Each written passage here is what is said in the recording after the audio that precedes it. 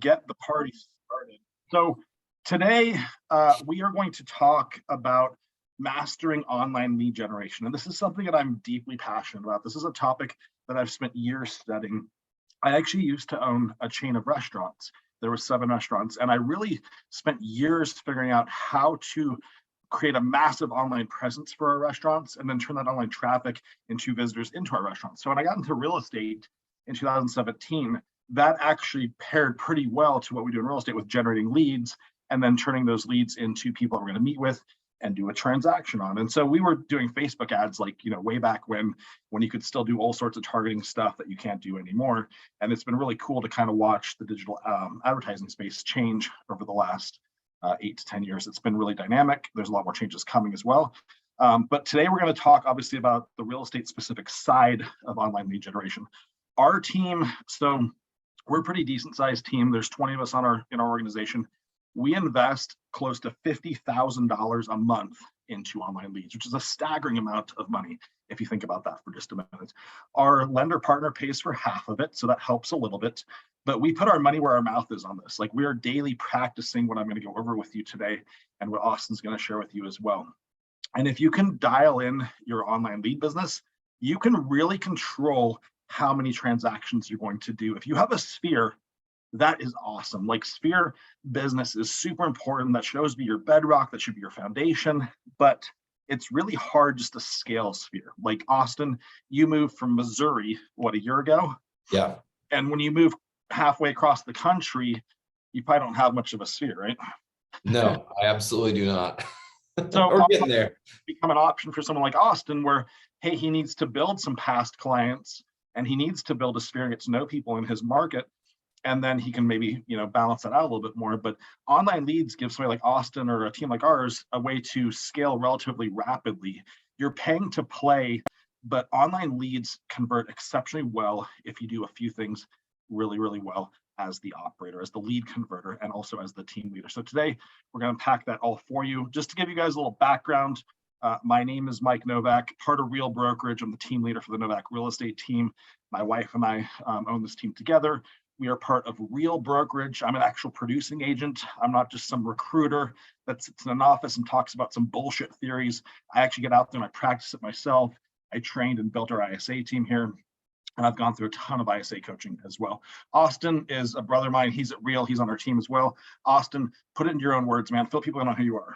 Yeah, so I'm a retired firefighter and paramedic. I got into real estate as a side hustle at the fire department, and I just really loved getting to help people in a way that also didn't put me in a position where I was dealing with people's traumas and the worst parts of their life. So I got into real estate just to have that same care for other human beings and to grow something of my own. I've always been a little bit of a rebel. I don't really like bosses. So as a downside to the fire service for me.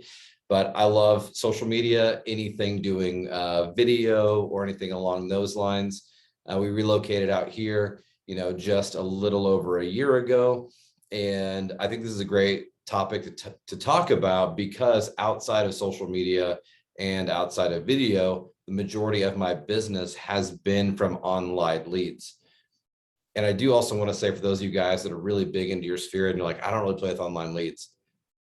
When the market changes, sphere business decreases substantially. You need to have something there in your back pocket. So you might not have zero sphere like I did when I moved, but you're going to see a decrease so we can at least fill the gaps of what we're talking about today. Yeah, awesome. I'm going to go ahead and share my screen. There's a couple of visuals I just want to give you guys as we go through this with you. So jumping right into things, I really wanted to just break this down into a format that's going to be easy for you to digest. I was telling Austin before we jumped in on this webinar today, this is a topic I could talk about for probably 2 or 3 days, like literally 8 hours a day. Like there's so much depth and so much to know about not just generating the leads, but then also converting them as well. There's so much to know about developing systems and processes and coaching your people. But today I'm just going to give you like this high level 30,000 foot view and some things that you can go back and implement right away, whether you're an ISA, if you're an agent, or if you're the team leader that's trying to figure out how to scale your entire organization. So the first one that I want to talk about is I want to talk about your mindset. And before we jump into all the flashy cool shit like the lead sources and the cool action plans and tech and all that awesome stuff, this is the foundation, guys. You have to get your mindset in the right place, or you are not going to be an excellent lead converter. I've seen it from people before where they get on the phone and they're not in a good frame of mind, and they're scared, they're shaking, they're sweating profusely, they haven't practiced what they're about to say, and it just goes to shit right in front of them, and they end up having a horrible call, and they miss an opportunity that maybe they could have converted. So building in a mindset and doing some simple, small things each and every day is absolutely essential to becoming a master lead converter. So what does that look like? First of all, affirmations. I affirm exactly what I'm going to do. This is something I've coached my people on, but I do myself. I write down my affirmations each and every day. I chant them aloud and I affirm what I'm going to be doing. So one of my affirmations I've had for lead conversion for years has been, people need and are waiting for my help, and it's my responsibility to reach out to them and provide the expertise that they need. Think about the impact of just saying that out loud 4, 5, 6 times before you get on the phone. You're not an inconvenience to people, right? People are waiting for your help. You have to know, you have to believe that you're uniquely able to service this person in a way that no other agent in your market can. If you're an ISA, you have to believe that your agents are the best on the planet, and that you would be irresponsible to not have this appointment set up for this client to meet one of your awesome agents. So I absolutely think that affirmations are a key part of getting your mindset right. It sounds a little ridiculous, but it's so important that you do this. And it's really important that you do it each and every day. I always can feel my mindset slipping just a little bit if I even miss one day on this. I do it on Saturdays and Sundays. I do it 7 days a week because it makes me feel better. It makes me feel less anxious, and just I'm ready to rock and roll. Austin, I know this is something you do as well, right? Yeah. I mean, and I've got my own affirmations. I do love how yours are more people-centered to those that are reaching out to you. Mine are a lot more selfish because it helps with my confidence. So mine are along the lines of like, I'm the most badass lead converter, and it is never inconvenient for me to get a call because I'm going to crush it and set an appointment. And that does a few things for me. One, it just tells me again that I'm the best there is at doing this job. And then when I say it's never inconvenient to me, that is 100% for me, because there are a lot of people that when phone calls come in, they're like, you know what, I would, but right now I'm cooking a cheeseburger, so I better not do that. Or, well, I'm driving, I better not do that. But the reality of it is, the online lead portal in my phone, when it rings, it says paycheck. That is my money, and I'm going to go get it. And that's where my mind has to be. And a lot of you guys don't do affirmations on a daily basis, and it will literally change your world. So me and Mike in coaching, not affirmations, but we added in gratitude journaling. And I saw in a matter of 30 days, and Mike, you can attest to this, I guarantee you, my outlook on life literally shifted. How did it shift? It just got way more positive. Like, I just found so many more like beautiful things throughout the day, or beautiful things coming up that I didn't see before. And it made me a lot more excited to come to work. Yeah, no, I love it. I think affirmations, daily gratitude are essential to getting your mindset in the right place. The other big one is working out. Like, I think working out, exercise, getting your body moving is absolutely essential to having a good mindset. And so I like to go to the gym 5 days a week in the mornings, nice and early before my phone starts getting lit up, and just blow off some steam, get in a great frame of mind, really control the start of my day. And that gets me in the mindset where I know that I'm going to be able to go win. This stuff is not the sexy part of lead generation. Like, this isn't the cool lead source that is helping people close millions of dollars of deals. But this is the foundational stuff, like I said earlier, that if you don't pour this foundation, if you don't do these simple, basic things consistently, you're not going to optimize your performance and your conversion. So as small as this sounds, as simple as it is, done over time, the effect is significant. I promise you, if you just commit to doing like Austin did for 30 days, it will change your mindset completely. And in 90 days, it'll change your business. And Andy on here said, he asked if anybody ever hesitates doing it because they feel silly. And, it feels kind of weird saying stuff out loud. And I just got to tell you, like, me and Mike are both guys that we don't care. Like, we don't care if you think we look dumb. We don't care if you like us. Like, we're going to do the things we need to do because we've got kids and wives to feed. And it does feel a little awkward just telling yourself stuff over and over again. And if you're sitting in your hallway and like a kid walks out and they're just staring at you, I don't think you're crazy. yeah. But you know what, kid, like that's how you're eating, is because I tell myself the stuff over and over and over again. So just because it feels silly, just go ahead and do it. Like it gets easier, and it is, I think, in some way a skill. Yes. I definitely felt silly when I first started doing it. I was very resistant to doing this. I started doing affirmations at the end of 2016, and I had said, hey, you know what? My coach is saying do this, and I'm a coachable person, so I'm willing to try anything for 90 days. I committed to the 90 days of it, and the effect that I felt, it was so just transformational to me. I was completely hooked and addicted, and something I share with everyone that comes to my world, just because it can have such a big impact. But yes, Andy, sometimes you may feel a little bit ridiculous. There's two things you could do to get past that. The first thing, you can do this while you're driving. Like I'll put my phone up in my car on Evernote that has my affirmations, and I have them pretty much memorized, and I will chant them while I'm driving where there's nobody else in the car. So you're just on your own doing that. The second thing you could do is I've actually recorded my affirmations as an audio file that plays on a 10-minute loop. So it just keeps repeating for 10 minutes straight. So I'm just internalizing it. Like if I'm around people, I'm just hearing my voice saying these affirmations. So those are two other options you could do if you feel just silly doing it in front of your kids or your spouse or anything else like that. Joshua, we will send out the slide deck when the webinar is over. And Bill, Allen, I am going to share the lead sources, and I'm going to share them with you actually right now. So great timing on your question. All right, so I kind of built this little pyramid for you guys, if you will. And you'll see the base of this pyramid is what we call PCSOI. That stands for past clients and sphere of influence. The 50% part of that means that a really healthy, strong business would be where about 50% of your total deals come from past clients and sphere of influence. Sphere of influence is people that you know, like you have friendships with these people. Maybe it's parents from the PTA club at your school that your kids go to, things like that.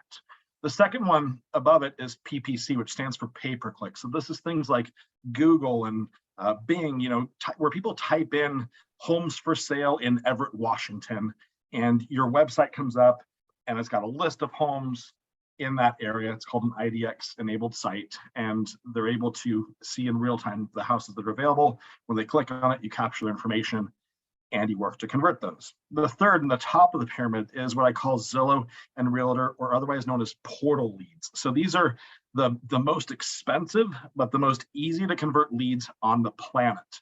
And Zillow leads, typically we're converting these with 1 to 2 phone calls. Like they're very easy to convert, but because of that, they're also very addictive. Like if you just try to build your business off Zillow or Realtor, that is a dangerous and irresponsible place to be. I will share with you our team's numbers because I track our data thematically. We have an average price point of around $700,000 on our team. Our average cost per closing on Zillow and Realtor is around $2,500 right now. So for every $2,500 I put into Zillow or Realtor, I know I'm going to generate a closing, okay? When it goes to pay-per-click, my cost per closing is more like $1,200. When I go to PCSOI, my cost per closing is more like $500. And you might say, Mike, how can you have a cost per closing on your sphere? It's because we intentionally allocate marketing dollars to engaging our sphere and our past clients. We do things like Client Giant for our past clients. We do client events for stimulating those relationships and staying top of mind. So we invest into that part of our business, but we know that our cost per closing can be very profitable with PCSOI. And that's why it's the foundation, guys. You don't want to have this reversed. I've seen teams, I network and mastermind teams across this whole country, some of the largest teams in real estate. And some of them have this completely backwards. They've got Zillow as their foundation. They're spending $100, $150, $200,000 a month on Zillow. Well, what happens if Zillow goes away? 6 months ago or whatever it was, Zillow pulled their Zillow offer program, right? So they were no longer buying houses.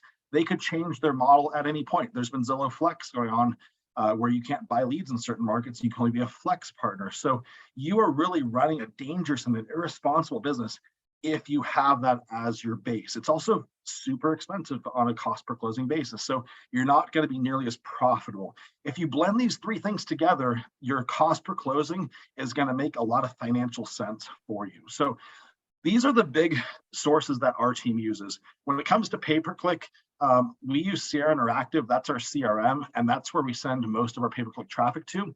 We also use Ylopo, so we've got some pay-per-click traffic going there. And then we also retarget our whole database. So we have 70,000 people in our database, and we are continually retargeting these people. That's why you see it on the outside out here, the retargeting, because it's getting applied to all of these lead sources, our sphere, our past clients, all the pay-per-click leads we generated from all time, and our Zillow and Realtor leads as well. And so those people are going to see new listings in their news feed that are relevant to what they were searching for. If they're a seller or a homeowner, they're going to see up-to-date market values on their home. We also do a lot of video to our retargeting database. So I will put out a market report video each month. I will run it to the database audience against about 70,000 people, and just helps you stay top of mind with all these people in your database. I will tell you that the biggest advantage you can have to a listing or a buyer consultation when you walk in there is if the person watched 2 or 3 of your videos. I always say watching one of my videos is the next best thing to you meeting me. And when you walk into that buyer consultation, they're like, hey, it's Mike Novak. I've watched your 4-phase approach to buying a home. I've watched all your videos. Where do I sign? That's where you want to be. But that comes from video retargeting and also having really good drip campaigns within your database. Austin, you love video. You're way better at video than just about anybody I know. Talk about video and retargeting. Yeah, I mean, starting from the time that an appointment gets set, I'm sending videos to those people. So minute appointment set, they're getting a video text message from me with an introduction. They're also getting either you guys could use content cards or like Linktree that's got all my social media, YouTube, all that kind of stuff. So they can passively choose to engage with you however they want, but they're getting to know you before you ever walk in the door. So by the time you get to them, like they've now seen you multiple times, they've now engaged with you multiple times, and you get that result that Mike's talking about.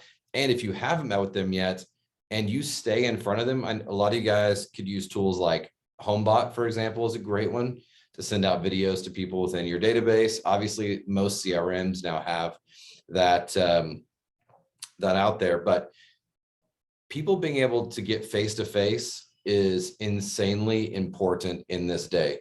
They say that people have to consume at least 6 minutes of your content for them to trust you. The average touch point just a few years ago was like 7. The studies now are saying it's like 21 to 28. So think about that, like how much time that people need to be watching your face and how many times they need to be seeing you. So if you're not retargeting these people, somebody down the street is, and you're going to lose every single time.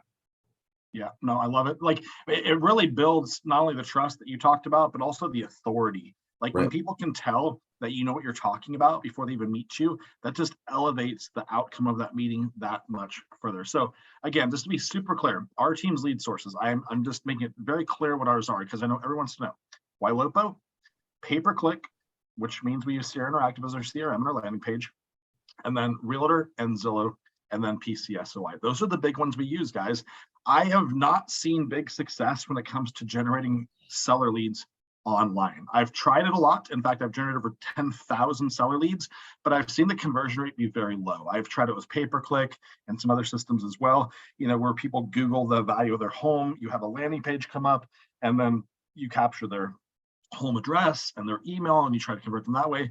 We converted less than 1% on our seller leads using online generation, and it was a very long period of time to actually convert that lead. It was like 2.5 years on average, so that's a very, very long nurture. And I think some people will push you, like some companies will say, hey, we can generate online seller leads for you. I don't recommend it. I haven't seen a single source that actually converted super well. And this is something we talk about in different masterminds, and I haven't seen one yet. So I think your best seller lead sources, in fact, I know they're going to be buyers that need to sell. You need to ask very good questions to see if the person has a home they're going to need to sell. And then your past clients and sphere of influence. If you dial in those 2 parts of your business, you will have an abundance of seller opportunities that is just evergreen and keeps coming in. But again, you have to have your conversation framework correct. Yeah, as far as like, oh, go ahead, Austin. Let's say if you're not asking the question, the home you live in now, do we need to sell it or are you going to rent it out? If you're not asking a question like that with every single person that you're meeting with, you're missing opportunities. I mean, if you look at some of the stuff Tom Ferry's put out, it says that 30% of buyers need to sell. So That's a Closer big to chunk 40%. of people. Like Yeah. 40% is, I think, where it's honestly at. So,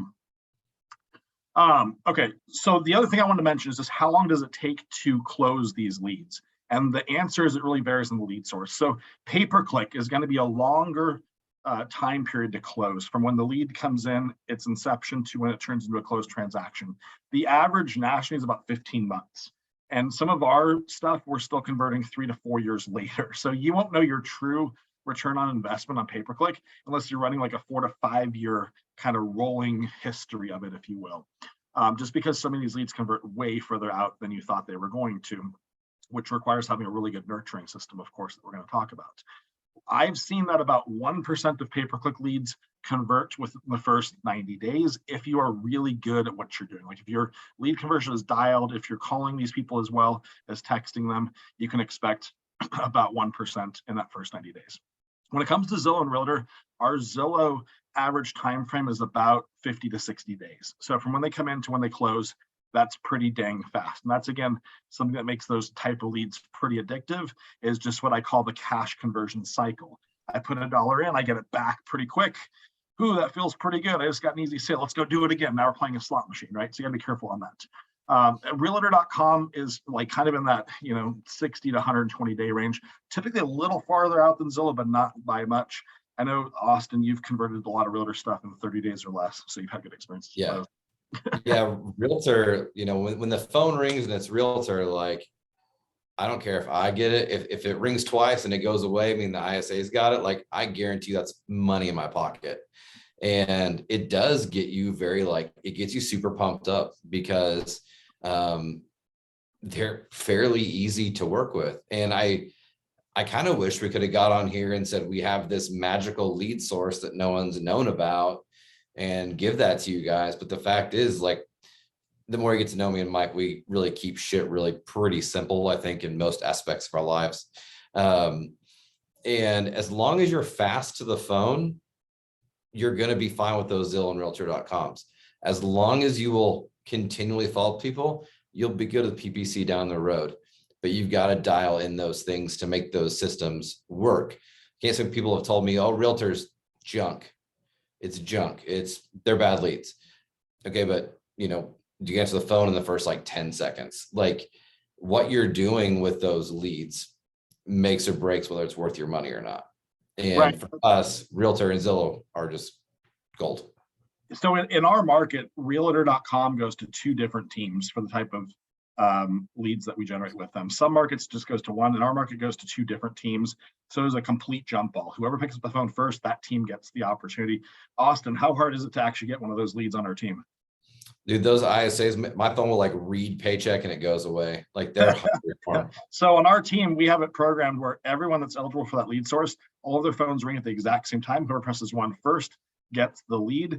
More often than not, it's our ISAs that are just watching, and they hit it so fast that they beat anyone else to it. Speed to lead on Realtor.com is really important. On Zillow, if it's like our market and it's going just to 1 person, you just simply have to pick up the phone. And I know that sounds basic and simple, but some agents just don't pick up the phone. If you're going to invest the money, guys, into Zillow, pick up the damn phone when it rings, and you'll get the opportunity. Okay. All right, let's move on to the conversation framework. So this is a really big one. We talked about how to generate the leads, but now when you get the person on the phone, how in the hell do you convert this person into someone that actually wants to meet you and then trust you with maybe their largest financial decision of their life? And that's what I'm talking about right now. So here is the big mistake that most converters make. They just go out and show the house, and they only talk about the property on the phone. They don't connect with the person at all. That's why you see this graphic on the left side here. You see the person versus the house. I have to give full credit to Robbie T from Hatch Coaching. Robbie is one of the most gifted ISA coaches on the planet. He rewrote the book in the conversion space, literally the book on how to do this, and coaches our team and coached me personally on this years ago. It is so important to shift past the house as fast as possible and to actually connect with the person. What are some of the ways that you do that, Austin? Like when the person calls and they're inquiring about 123 Main Street, how are you taking that and channeling that to connection? So first of all, erase the primitive mindset that you've had before of set the appointment, got the phone as fast as you can. You can't connect being as fast as you possibly can.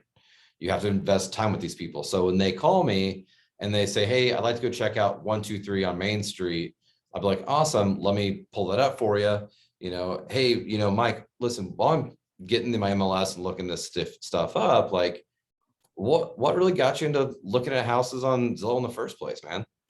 And Mike will usually say, oh, we're having a baby and the house we're living in now is, just not meeting where we're at.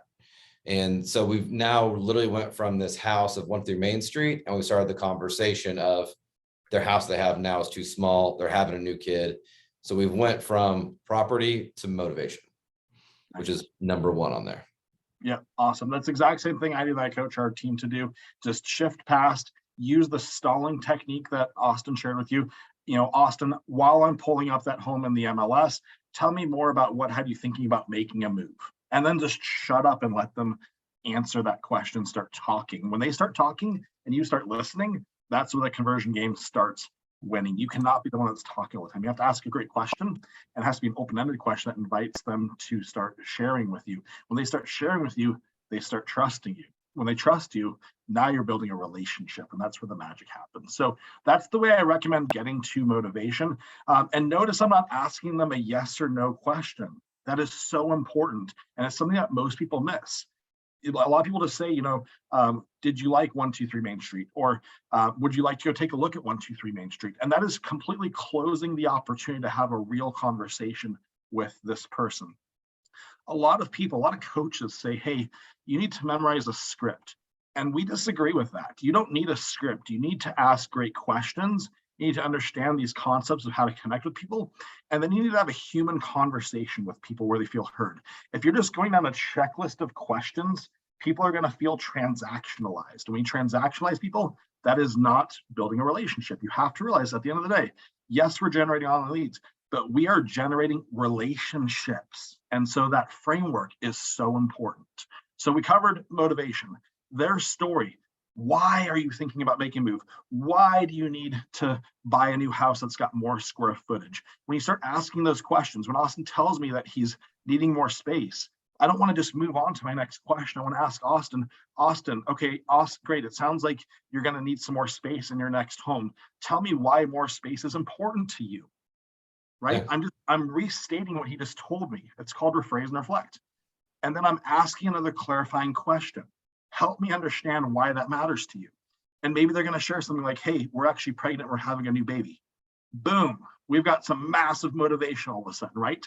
And they're also sharing with us something personal. How cool is that? But it all comes from asking clarifying questions. I challenge my lead converters to go 2 or 3 questions deep with every single thing that somebody tells you. If they tell you they need more space, I want to go 2 or 3 levels deeper on that to understand why this matters to them and why they need it. Don't just move on to the next thing like it's on a checklist. Go really deep on what they tell you. Everything they tell you, repeat it back to them and ask clarifying questions. One of my favorite ways to ask clarifying questions is using the pattern, the phrase, help me understand X. Austin, help me understand why more space is important to you. It's going to be received well from the person. They want to help you understand what is important to them so you can ultimately help them as the professional. Anything you want to add to the story and the personal connection, Austin?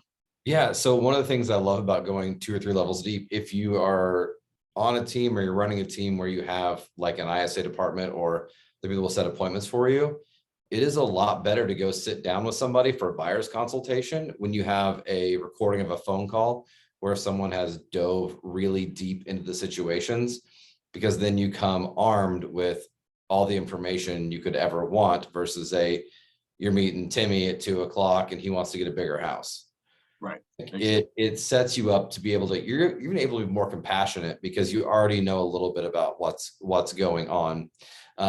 You're also allowing people to speak their truth and they want to hear that. And they've talked to 10 other agents already that have just laid the hammer on them about why they should go check out a house, about why they should meet with them. You're going to be the very first one to just say, what's going on in your world. And that is going to set you apart so fast. It's going to make your head spin. So true. Experience. So the way you get to experience is you're wanting to understand what they've been doing to get themselves to the point that you're now having a conversation with them. So I'll just ask a question once we get to a certain point in the phone call. I'll say something like this. Austin, okay, beyond just looking at homes online, tell me more about what you've been doing to prepare yourself to make a move. And the reason I ask this question is so I really want to understand where they're at in the journey. Like, did they just start looking? Have they been out touring houses? Do they have a house maybe they need to sell? Like, it's just a very open-ended question that gets them talking. If they've been out looking at houses, all of a sudden I'm going to be a little bit more concerned about if this person has an agent or not. So that's why I asked that question. We call that experience. You know, what has your experience been so far? And what have you been doing to plan and prepare for making a move? I just want to know how much thought they've put into this. It's going to help me understand how qualified and how motivated this person really is. Current living situation. So when I understand somebody's current living situation, this exposes all sorts of possible red flags. If the person lives on their mom's couch, I'm immediately very concerned about this person's financial ability to buy a house. If I just ask Austin if he has any money, that's not going to be very well received, right? Like, we don't have that kind of rapport. You can't imagine even asking a stranger a question that way. But if I instead ask Austin, or I say something like, Austin, you know, obviously you're looking at getting some more space. Tell me more about your current living situation. Do you tell me about the space you have now? You said it's not enough. Is that a house that you own? Is that a home that you rent? And how large is that house? And then just listen to what they say. If they own a home, that could take the conversation one direction. If they're renting, it could take another direction as well. Like we said earlier, about 30 to 40% of buyers are also selling. This is your opportunity to unpack that and redirect this into a possible listing appointment. If they own a home, you want to start diving into how long they've owned the house for. Have they done any improvements to the home? Do they have any idea what they think this home could be worth? And then, of course, really trying to understand what they're trying to change from that current house to the new home when they do make a move. So you're very clear on what their motivation is. When it comes to renting, I'm always looking for relevancy between their current rental payment and what it would take to buy a home in our market. Austin, what does it cost per month to buy a house in our market? I mean, $3,500? at least, yeah, $3,500 a month. Okay, so if I ask Austin, you know, like he tells me he's renting, and I say, Austin, okay, tell me how long you've been renting a home there, and he says about 3 years. And I say, okay, great.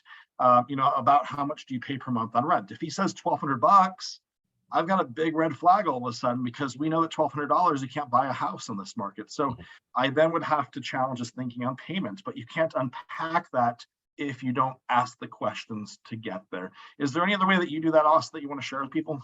I mean, realistically, when it comes to renting, I do ask that question, but I also ask them, like, you know, okay, cool. Well, like, what is your rent possibly going up to this next year? Like, I'll kind of engage with diving into that red flag. Like, if their rent is like, so our average rent for the area is $3,097 right now. A lot of people are in pain because we don't have any like rent control laws. So there are people that their rent went up $700 this year. So even if they're on the lower end of that 3,000 and their pain is they don't want to spend the money to go up, like, that's something I just need to know about it.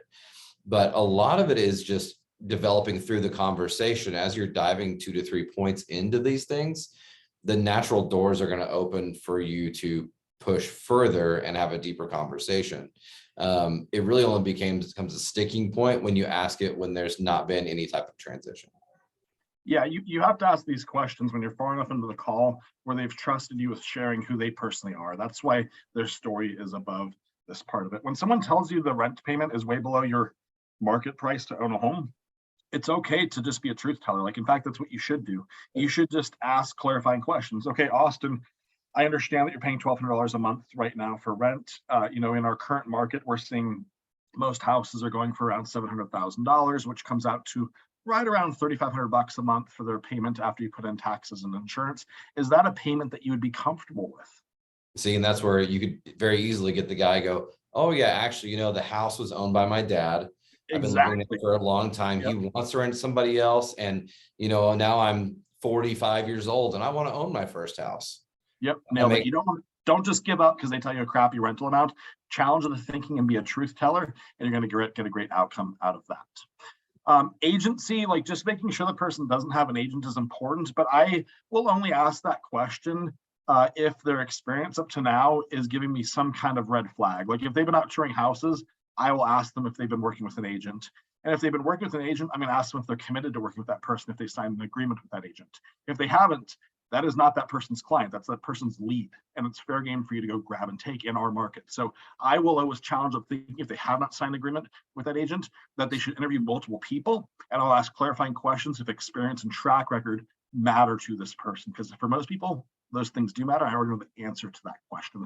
Is there any other ways that you handle agency without obviously breaking local MLS rules, Austin? Yeah. So, I mean, when I asked the question, I asked a question very similar in my phone calls. Hey, have you been doing anything else to prepare yourself to buy a home?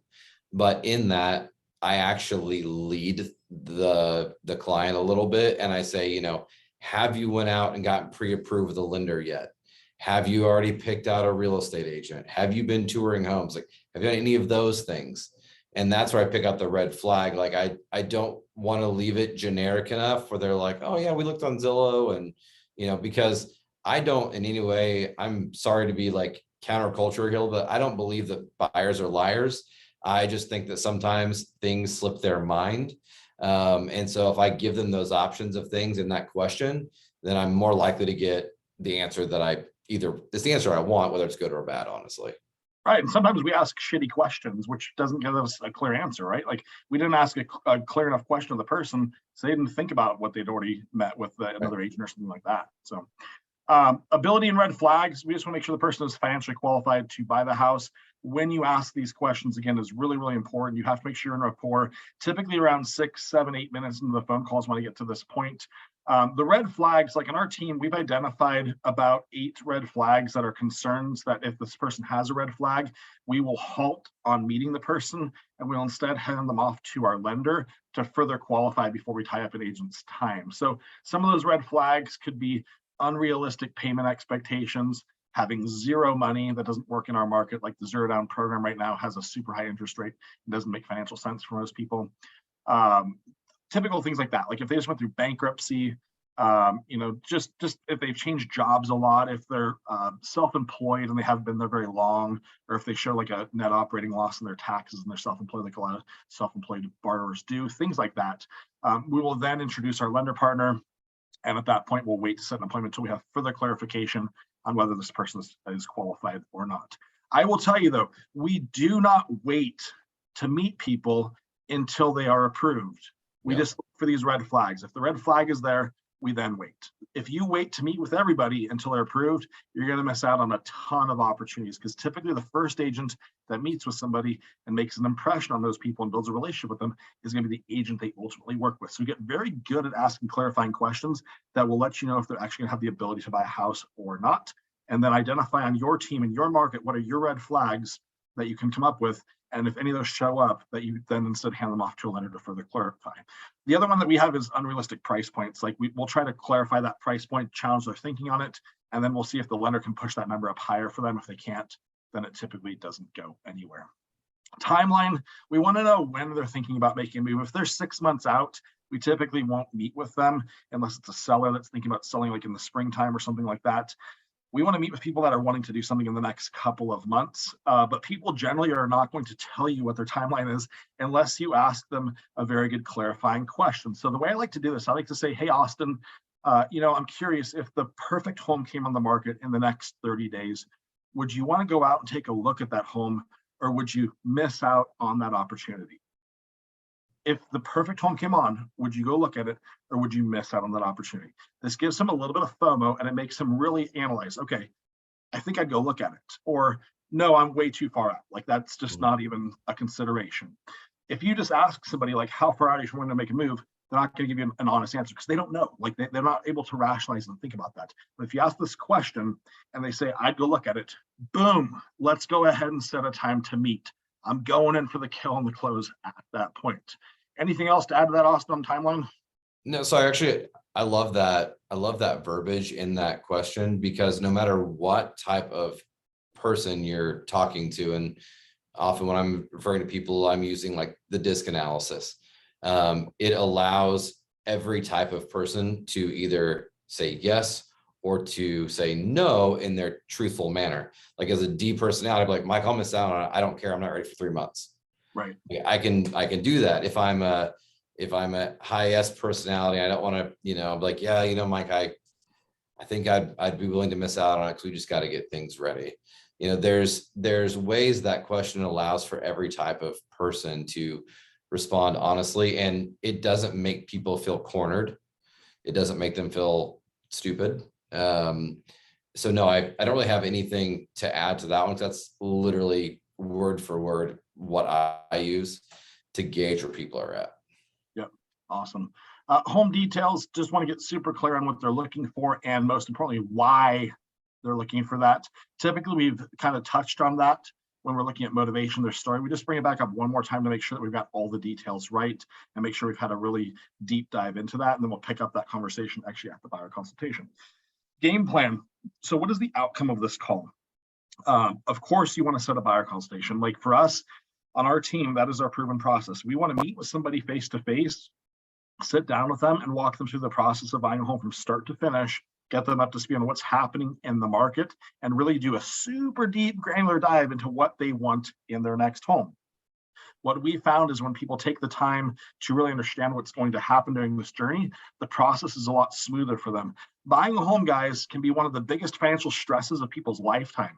And if they just slow down a little bit, if they know what to expect before it's going to occur, because you educated them as the professional, it's going to be a much better experience for them. And they're going to want to do business with you again. And of course, share you with their family and their friends and all those referrals that come out of that. So here is the close that I use. Austin, okay, great. It sounds like you're really ready to make a move when the right home comes on. The best thing to do would be for us to meet for 20 to 30 minutes so I can walk you through the home buying process from start to finish, get you up to speed on exactly what is happening in our market, and do a super deep dive in what we're looking for in your home. How is today at 4 or tomorrow at 6? Yep. I call that the A or the B close. I'm not saying, how does that sound? I'm not being passive. I'm saying it with confidence. Hey, this is going to bring you a shitload of value. You would be stupid not to come to this meeting. Which one of these two times is best for you? They're going to choose one, right? They're going to say, well, or let me talk to my wife or whatever. They're going to handle that. But give them two options. Know what your two options are before you even get on the phone. Don't say, hey, what day is best for you? Or how does that sound? Or any other kind of passive close. Just the A or the B, 4 p.m. or 6 p.m. Which one's better for you? With confidence, but explain what the point of the meeting is. Be super clear in how you explain it. I have shared that close with dozens of people, and it works every time. It's the same one that I used when I was my own ISA. Anything else you want to add to the close, Austin? Yeah, so on the close, I find depending on how the conversation goes, I like to get like hyper personal with people. And I know that there are a lot of people in our organization that do this as well, is come back to that motivation and readdress it in the same exact close. So basically come back and say, hey, Mike, I've worked with a lot of people that are quickly outgrowing their house by having a brand new baby. It's a very complicated time. I said, I completely understand where you're coming from. What I've done for people in that same exact situation is, and everything else is the same from there on out. So you're repurposing their motivation. Yes. Yeah, I love it. No, that's a great way to do it. Because now you almost sound crazy saying no. You've repurposed motivation. We do a ton of business. We've done business with people who are in your exact same spot. You want to buy a house. How we've helped them buy a house in the past is this. Do you want to do it on Monday or Tuesday? Right. Like, I think, and you're sharing with them in that close too. The thing I really like about that is you're sharing with them what other successful clients of yours have done. Yep. That's huge, right? The last thing to touch on is just the proven process. So it's really important that your operation, your business has identified what your proven process is. I've put up what our team's is, but this may be totally different for yours. Ours is consult, educate, align, commit, close, and celebrate. The consult and educate part cannot be overstressed enough. That means that you're taking the time on the phone to get to know them and to make sure they understand what they're getting into. And then when you meet them face to face as the agent, that you're taking the time and investing in that relationship up front to really walk them through the process. The align part of that means that they're deciding to work with you. They're signing a buyer agency agreement or they're signing a listing agreement. We're formalizing that we're aligning together. We're locking arms to go on this journey with one another. The commit is just moving forward with the process. The closing is, of course, closing on the home. And then celebration is just our team's way of saying, hey, we're happy for you and congrats on actually closing on your house and celebrating that big win for them. Okay. We're running a little tight on time, so I'm going to push the pace here just a little bit, guys. Systems and processes is number 4. And this is a really big one. If you're going to scale lead generation, you must have dialed in systems and processes. If you don't, you're going to have a lot of leads coming to your system. You're going to spend a lot of money, and you're not going to get the conversion rate that you want. So here is our team's exact tech stack. I'm just going to share it with you. I'm going to let you see behind the curtain. The first one, Sierra Interactive. I said it before. That is our IDX-enabled website, meaning people can go on there and look for houses. It's updated in real time. It's also our CRM, so that's where the conversions occur. Then we use Hatch messaging. I'm a huge fan of Hatch messaging. They've got like 500 clients on this system, and we were the second team just behind Hatch Realty to test the system 3 years ago, break it multiple times, and then continue to improve and optimize it. Robbie T is a close friend of mine. He, like I said, he's one of the top ISA coaches in the country. And having Hatch messaging is the next best thing to having Robbie as your personal ISA. So look at Hatch messaging if you use Sierra, if you use Follow Up Boss, if you use Chime. It is an operating system for your CRM. Instead of having to think about how to organize your leads, what tags to have, which action plans to create, which text templates might convert or not, it's all done for you. And it's a few $100 a month. It's proven to work exceptionally well. The game has changed, guys. No longer are you going to go make 1,000 dials a week to set your appointments. Most of these appointments are going to come from speed to lead on pick up the phone with Zillow or Realtor, or they're going to come from nurturing leads with text messaging, and Hatch messaging and Sierra together will give you the platform to do that on. The last part of it is Sisu. What is measured is improved upon. And so Sisu is our analytics system. That is how we track what we're doing and how we're doing it and how it's converting. So we're tracking appointments set, appointments met, appointments signed, pended, closed by the whole team, by agents. And then we pull these dashboards into our one-on-ones on a whole team level. So if I'm going to sit down with Austin and I want to understand Austin's pipeline, we're going to pull up Sisu and figure out how many people did he meet last month, how many did he sign, what does that ratio look like, and then give him some unique customized coaching to what his ratios are, and kind of identifying what parts of the pipeline he needs to focus or possibly improve on, and which parts are going exceptionally well. I don't know what else to say about Hatch messaging. It's just something you got to check out. Like, I've seen so many people jump into CRMs and they just get stuck. They don't take any action. They don't know how to use it. And having a done for you system is a game changer. Guys, don't go try to recreate the wheel. Just plug into what you already know works. I've seen the data on Hatch systems, and it is a complete and utter game changer.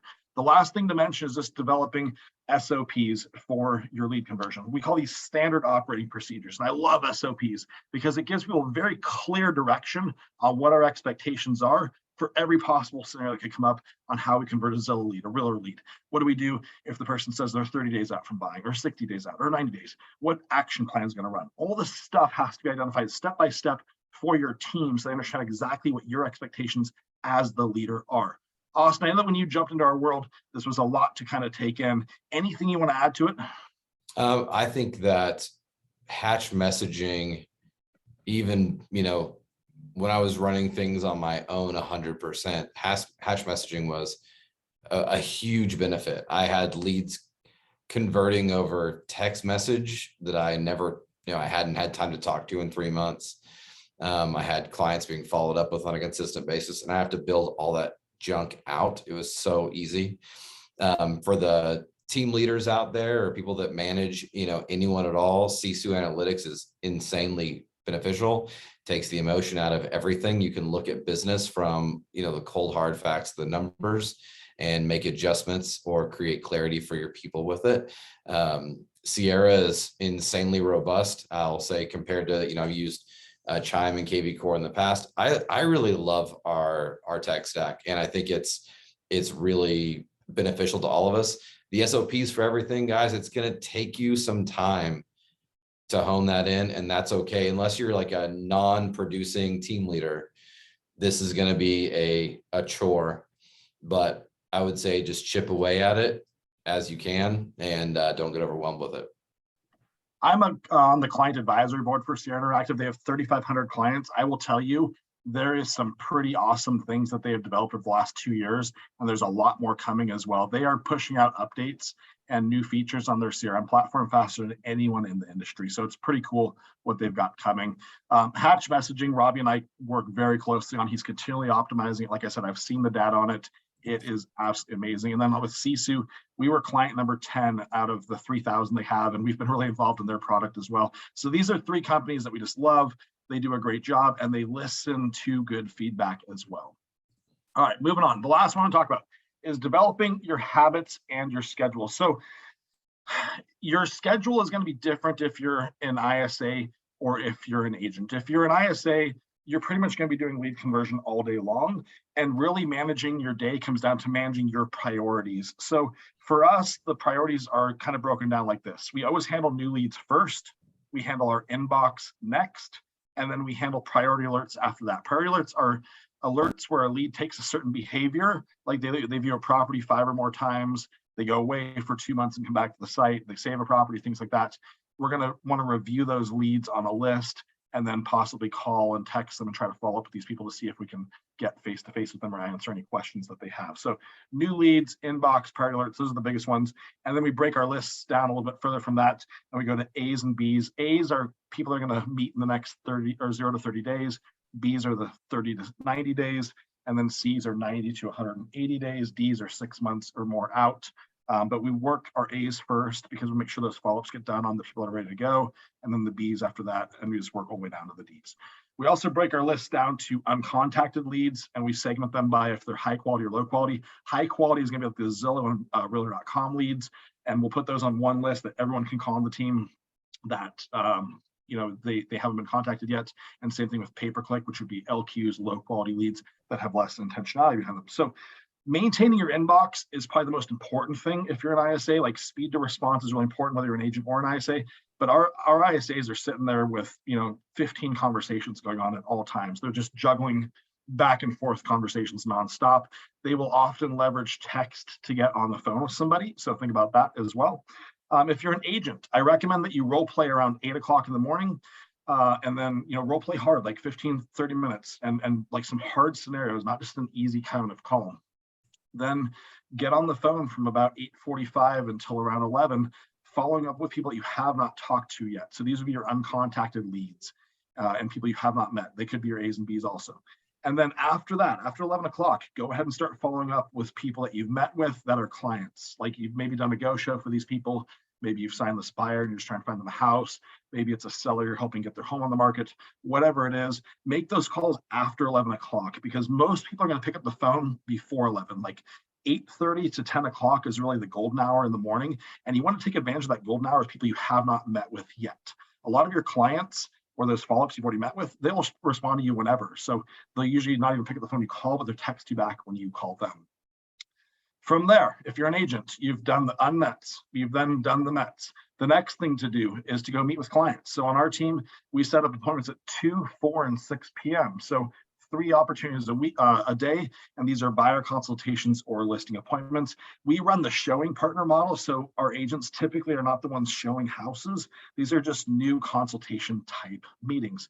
Austin, when you and I met, you're meeting with people at 8:30 at night. We fixed that quick though, didn't we? Yeah, I mean, it was just, it's one of those deals where, when you're in a new environment and you are a high producer and you lose that sphere business from relocating, I was to the point where I was willing to sacrifice things that I really probably shouldn't have. And What's funny is now, and I'm so big on, setting expectations and making sure people understand what I want and what they need from me, that once I just took the time to say, hey, 6 is the last one. Well, then my family expects it. Then the ISAs on the team know not to set it. Then the clients know where it's at. And it does make life a lot easier, but so many agents just don't control their calendar at all. Yeah. Mike, Sierra Interactive does have the ability to record inbound and outbound calls. It's pretty cool. And you can use those as coaching opportunities for your people. Oftentimes, if I'm looking to coach an ISA on our team, I will go back and listen to 1 or 2 of their phone calls, and that'll show me how they're really coming across on the phone versus just in the role play, like how they actually really are. And I can usually give them some good coaching from there. Joshua, great question. Do you require a consultation prior to showing any houses? No, not all the time. We will always try to encourage people to do a buyer consultation first. We'll get very clear on why that's going to be good for them. But ultimately, if they only have time to go see a house, or if we feel like we're going to lose them if we don't go meet them, we'll go show them one property. We call that a go show consultation, and we do a modified consultation in the driveway with these people. We have a go show packet, and it's got a whole bunch of different pieces to it that bring proof about who we are, what our track record is. It's got some reviews in there. It's got a roadmap to buying a house. It's got some information on that property. And then we just kind of adopt that person as if they are a client. So we will go ahead and connect them to the lender that we work with, help them get pre-approved. And then most important is help that person get approved and then back out looking at houses. If you get them out for a second tour, more often than not, you're going to end up working with that person. We will put in a buyer agency agreement in the first offer we submit for that person though. We used to not do those at all, but we just felt like we were missing some opportunities, to be honest with you. And I think, you know, a buyer agency, I've talked to a lot of people around the country that think that's just wild. For one, we always do paperwork when we list a house. So it's no different. We're signing a client either way. So get that out of your head, first of all. And if you're not doing buyer consultations on the regular, it might seem weird to be like, well, do you require a buyer consultation? But as you create that process for yourself, and that is part of your process, 99% of people will be respectful to your process. As long as you believe in it, as long as you think it's the right way to go, and as long as you share with them it's the right way to go, just like we talked about back on the phone call. What we've done for people in your situation is, and this is the process, most of the time they're going to go online. So these are the one-offs that we need to get to like right away. We don't want to lose them to another agent for whatever reason, or, you know, if they really don't have time. I do not prefer to do go and shows though, personally. Yeah, I think it really minimizes your role as an agent, and now you're just kind of a door opener. But again, like if you're going to miss out on the client, go meet them face to face and see how it goes, and kind of go from there. We had a call the other day with one of our ISAs, and he said a go show, and I was like, did you even mention the buyer consultation? And our head ISA went back and listened to the call. He mentioned the buyer consultation 11 times before finally conceding to do the go show.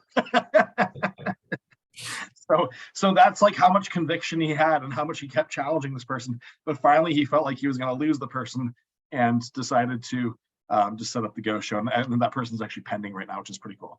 Andy, what type of commitment do you get from buyers? They sign a simple buyer agency agreement. It's one of our MLS forms. We don't modify the agreement. We just have them sign the standard one that's in our MLS. It just states that we get to be their agent for 6 months. It's an exclusive agreement. And then we find them a home. The seller will pay our brokerage a 3% commission, of which we will each get a part of. So that's it. I would say I sign 98% of buyers I meet for a consultation, and probably 40% of people I meet for a go show. So, all right. Well, wow, we flew through the hour there. It's already 1:02. So awesome to hang out with all of you guys. Some really, really good questions. Austin, thank you so much for hopping on and sharing all of your wisdom as well. We'll be back in 2 weeks, guys. Both Austin and I will be for another webinar, and we will throw up the topic here in the next couple of days for you guys. We can register and get signed up for that as well. With that, we are out. Have a great rest of your day and crush it. Thanks, guys.